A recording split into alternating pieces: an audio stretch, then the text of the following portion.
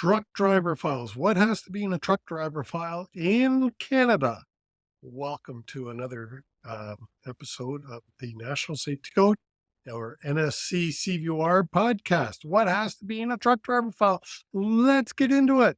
My name is Chris Harris, your host, and I am Safety Dawg, and I'm based here in Ontario. So there are two pieces of this training that I wanted to speak to you about. One, what is required, and two, what is recommended.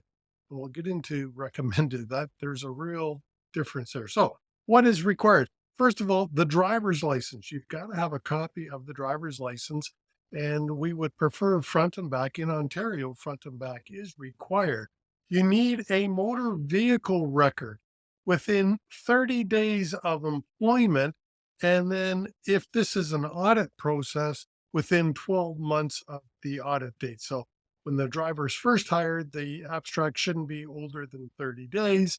And then if this is an audit, within 12 months of the audit, or in other words, you've got to get the abstract MVR, motor vehicle record, once a year.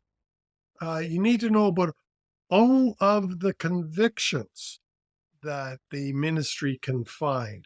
So make sure you've got a list of all the convictions for that driver and all collisions that involve commercial motor vehicles. This is what is required, don't forget.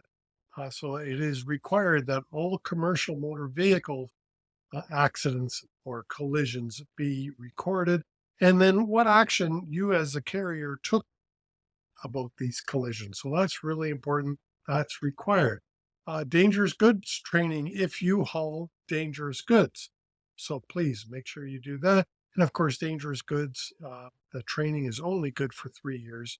You have to redo the training every 3 years. Now let's get into what is recommended. And when I say recommended, this really isn't a suggestion. Your insurance company wants you to have this stuff. And the ministry also wants you really to have this stuff. It's just not part of the audit process, but they really recommend that you have things like a truck driver application form. References, you want to be confirmed the last 3 years, at least the last 3 years of employment history. And now we get into the difference between what is required and what is recommended. All collisions, a record of all collisions is strongly recommended, and any actions that you took if the driver was in your employ in that time. And you might say, hey, Chris, a collision that happened in a driver's car, why do I need to know about that? Well, that type of a collision might render that driver uninsurable on your truck fleet. So you do want to know as much detail about it as possible. You need to have a policy that says to the driver, hey, you got to tell me about all these things, right? So road test is certainly a strong recommendation by everyone. And training. So there's a list of training that you should do as part of the new hire orientation. And of course, any ongoing training. You need a current medical certificate. Now, in lieu of the current medical certificate, you can actually use the driver's license, or better yet, a driver abstract, because it tells you on the abstract when the driver's medical is about to expire. So you want to have that. And ongoing training, we already mentioned that. You should be training your drivers, one as required, on an ongoing basis.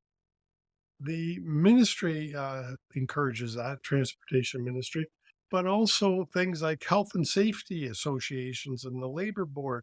They all tell you you've got to train your employees on a regular and ongoing basis. So annual review is also a really good idea, or basically it's required. You want to make sure that the driver still meets your requirements for driving a commercial truck in your fleet. And you also want a recall system. And the recall system should be things like when the driver's license expires, when the driver's medical expires, driver abstracts, you need to get them at least once a year, things like that. So review the driver abstracts.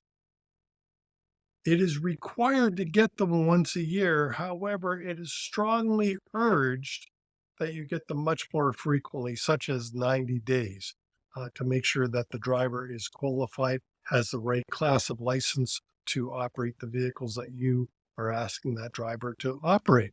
Um, and then review the carrier profile, the provincial profile, or in Ontario called the CVOR profile. Uh, every 1 to 6 months, depending on your fleet size. That's what the ministry says. I really believe every fleet should be checking their carrier profile once a month to see what is on it. So if you want a copy of the Safety Dawg Canadian truck driver checklist, and this will help you organize your truck driver files, then text me. Text me the word DQ checklist. Right?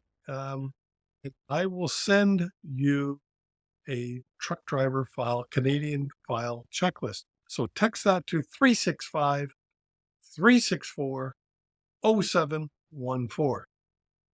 Again, text the word or the words DQ checklist.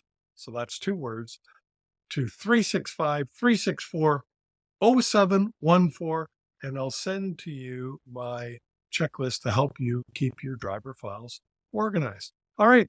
I'm Chris Harris. I'm Safety Dawg, and I'm based here in Ontario, so I know something about CVOR, National Safety Code. All the best. See you in the next training.